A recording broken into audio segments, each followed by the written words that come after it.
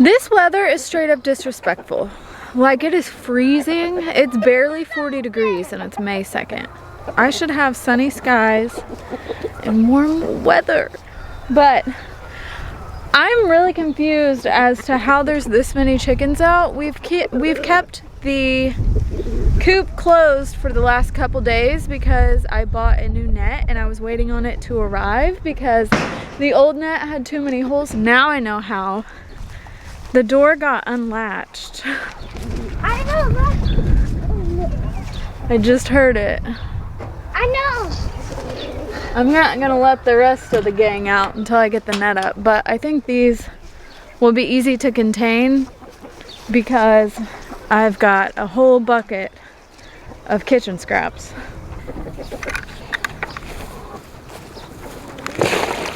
Oh, we're overflowing.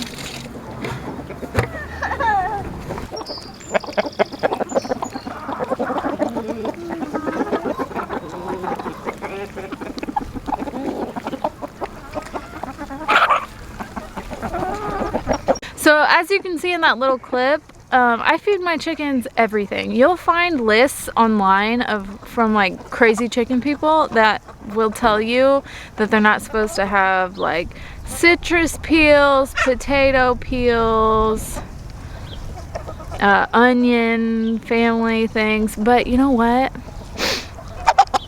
I do not sift through my kitchen scraps so that my chickens don't accidentally eat something, and none have ever died. The animals are smarter than you think they are, and they know what they're supposed to eat and what they're not supposed to eat, and for the most part, actually for all part, it's worked out in my favor. So this bucket was full of like scraps, banana peels, leftover potatoes, lots of chunky milk scraps.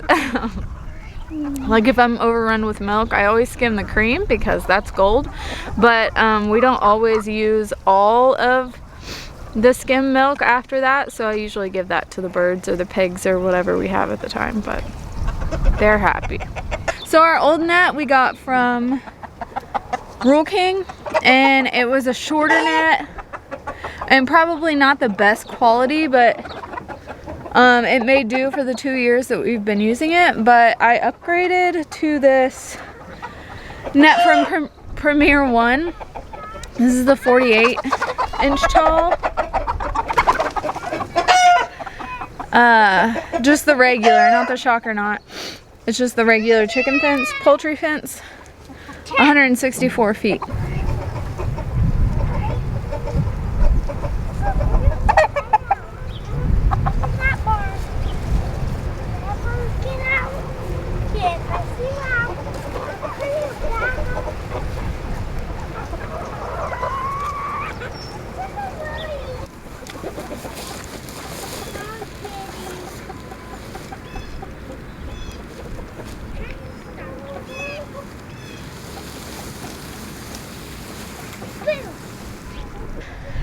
Whenever I'm moving the net, I just kind of roughly stab the poles in the ground, and then I'll go back and stretch them tight and move them if I need to.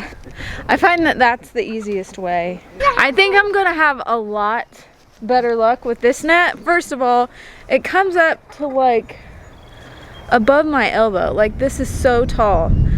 So as the birds get older, I won't have as big of a problem as them flying out. Plus it's just a better quality. It is so cold out there, and it's only minimally better in here. Like, it's so cold that like my mouth isn't working. Why? It is May. I'm so over this weather. It just puts me in such a funk. Like, it's amazing what sunshine and warm weather does for your mood. But the greenhouse is looking great. You can see everything is green and pretty in here, and I'm honestly at a standstill in here. Like, there's not much more I can do right this second because, as you can see, I'm completely out of room. Everywhere there is not a surface or ground that doesn't have plant starts in it.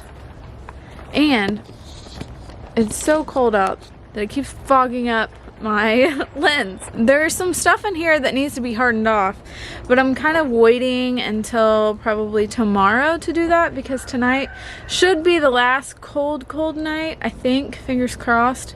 It's in the 30s. It's not freezing or anything, but I don't want to shock my plants right before they go to harden off. So I think one more day will be fine, but I am itching to get more stuff started and kind of clear out some room in here. It's getting kind of claustrophobic. I've got stuff on the ground, stuff on the table, stacks on the table, another table, table back there. It's getting really full in here. But on Saturday, I visited my new probably favorite spot in the county, you know, if not the world.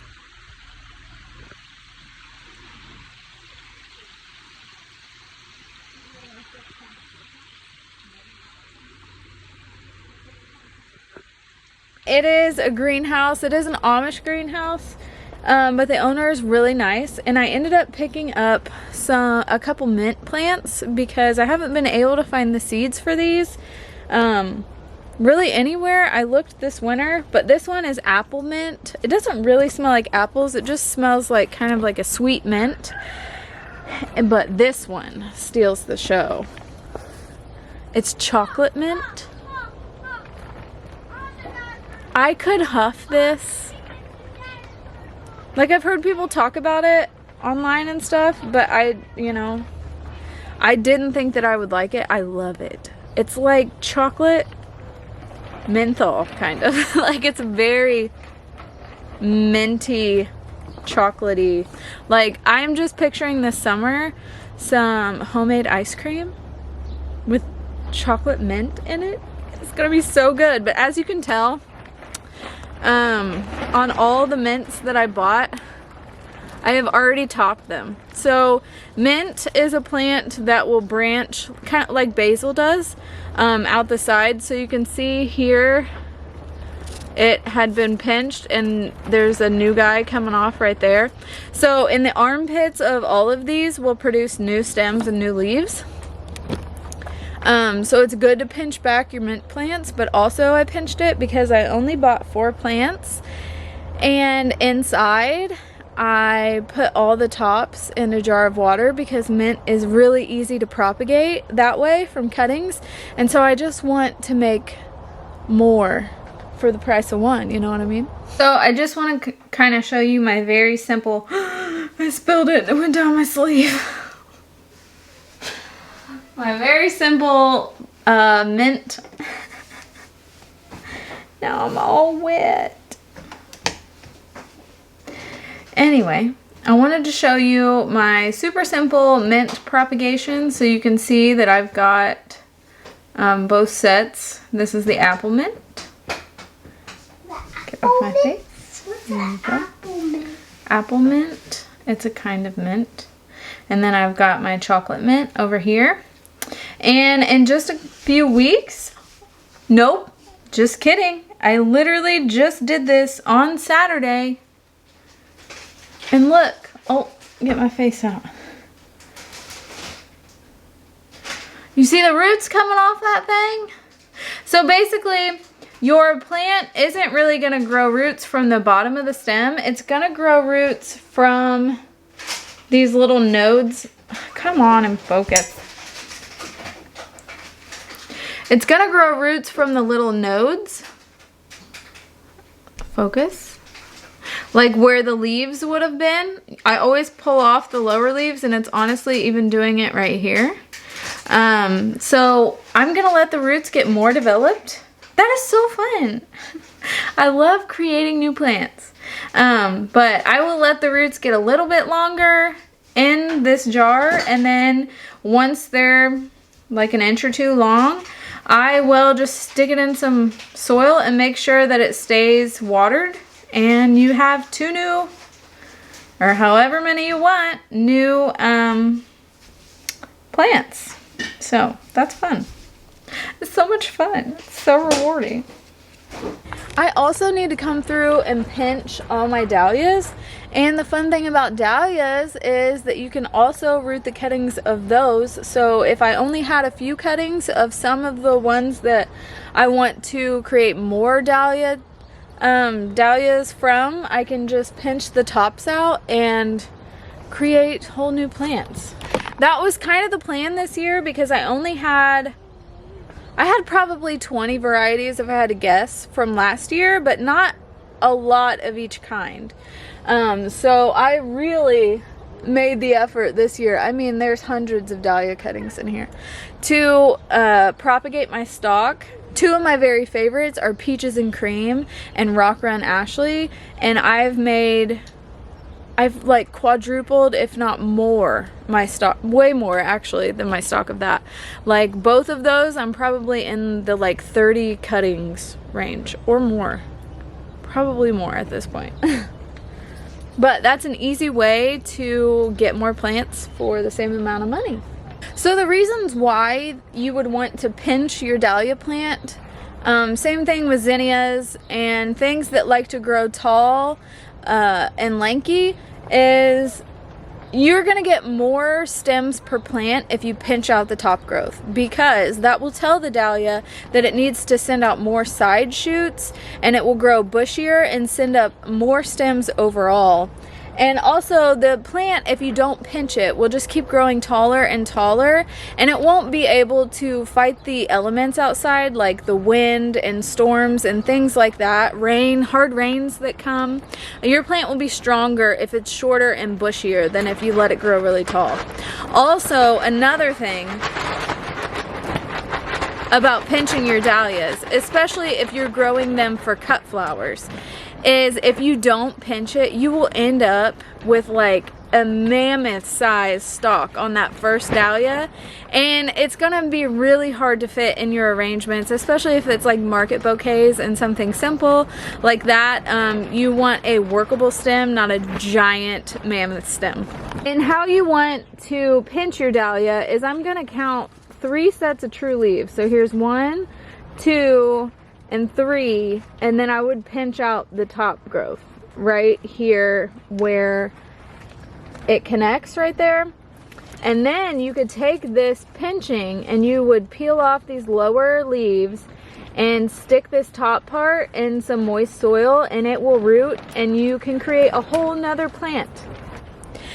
That's why I have so many dahlias behind me, because all of these will be identical to the mother plant that I took the cuttings from. And then at the end of the season, when it's time to dig up all these dahlias, it will be true to type, and you will get a whole new clump of tubers. So from one tuber that I had warmed up in about February, potted up to take cuttings from, I've gotten at probably 10 cuttings per tuber. From those. So that will be 10 new plants. So if each plant gives you 5 tubers minimum at the end of the year, then that's 50 new plants that you started with 1. Isn't that cool? It's like math, but fun. What are you doing in here? I'm trying to get the kitties separated from the other ones. Why? So like other ones can share like the milk. Oh. From Lily?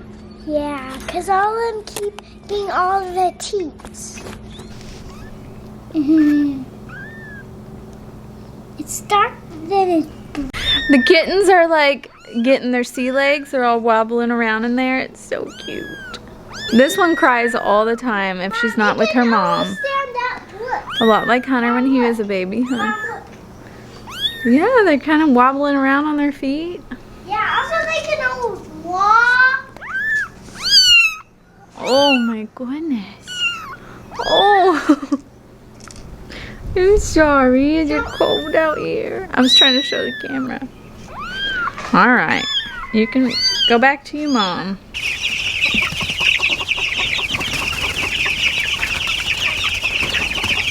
Now it's time for meat word tours, and I could just...